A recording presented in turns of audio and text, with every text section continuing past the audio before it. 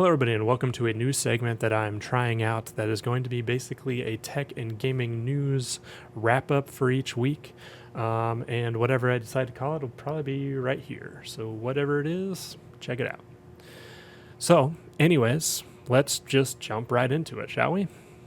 Monday, August 29th, AMD started out the week with announcing its upcoming Ryzen lineup of CPUs.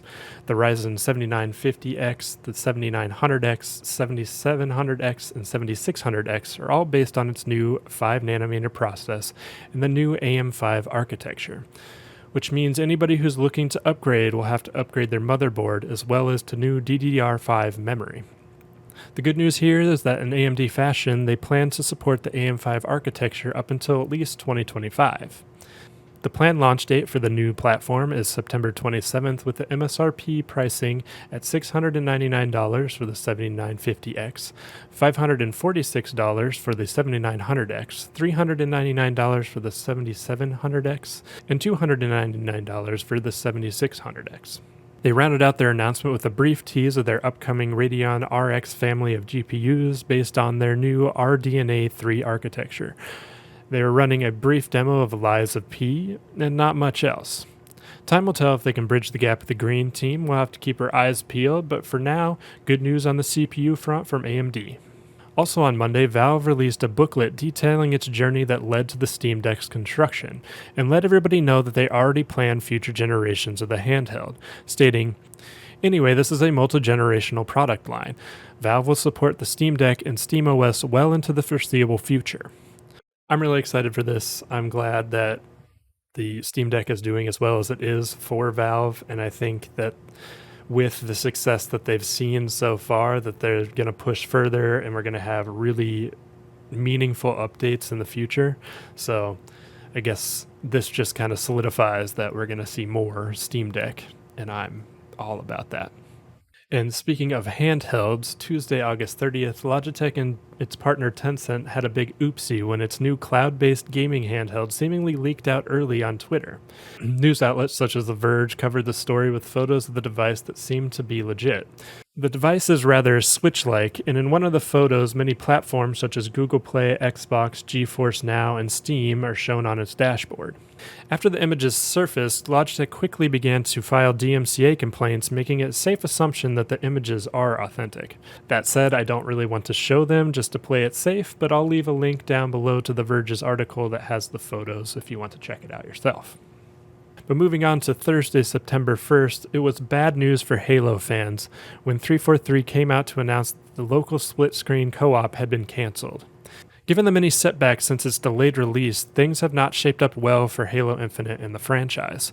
Forge is still on the way, however, so hopefully the community can come together to bring some fun game modes to help things out a little bit. And speaking of Tencent, they hit headlines again along with Sony as they had acquired 30% shares of From Software, best known for their Dark Souls series and most recently Elden Ring. Could this mean more exclusivity to these platforms, say over Microsoft? Maybe, but mostly the majority owner, Kodakawa Corporation, was cited to say that the sale would strengthen From Software's capabilities in regards to the development of its own franchises. Moving on to Friday, September 2nd, developer Naughty Dog's Last of Us Part 1 released on PlayStation 5, boasting a massive overhaul to the original with improved graphics, fidelity, and lighting, as well as improved AI and combat mechanics, bringing it closer to its follow-up title, The Last of Us Part 2, that released back in June of 2020. It does come with a hefty full price of $70, leading many to really consider whether all the improvements are worth it to a game that originally released back in 2013 on the PS3, or even if the game needed a full remake of this nature so quickly. I, for one, I think am a special case in the fact that I have not played either one of these games. I actually own Part 2, and I owned Part 1 on PS3, but I never actually got to play it. I let a friend borrow it, and then I never saw it again. So I plan on playing this version of The Last of Us Part 1, seeing as I haven't played them, so I might as well play the best version of both. But I can see a lot of people seeing this as kind of asking a lot of a game that narratively is the same. It just looks better and plays a little better. So I guess to each their own, but for my case, I'm going to be checking it out. And the final bit of news comes from Splitgate developers 1047 Games announced that they would be ending feature development of Splitgate as they set their attention on a new game set in the Splitgate universe. Here is the tweet itself, turning our attention away from iterative small updates and going all in to focus on a new game in the Splitgate universe, which will present revolutionary, not evolutionary changes to our game.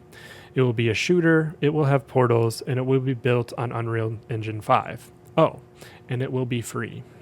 I think that I'm not entirely surprised by this news. Splitgate is a really good game, and I think if they've had the time, had the success to grow their studio, they might as well go and make a full game out of the series and see where it goes, see how much bigger they can go, because it really did bring back kind of that old arena shooter feel that just isn't captured as well. And so I have a feeling that they could really do something great and, top something that, like the Halos and the Call of Duties that we have nowadays. Splitgate could be part of that. So I'm excited to see where that goes. But anyways, that is all for this week's tech and gaming news roundup. If you like this video, hit that like button. If you really liked it, why not subscribe? And let me know down in the comments below how you felt about this. This is a new thing that I'm doing, and I want to continue doing it, so I'm going to try my best to do a weekly release of this. But yeah, thank everybody for watching, and I'll see you in the next video. Goodbye.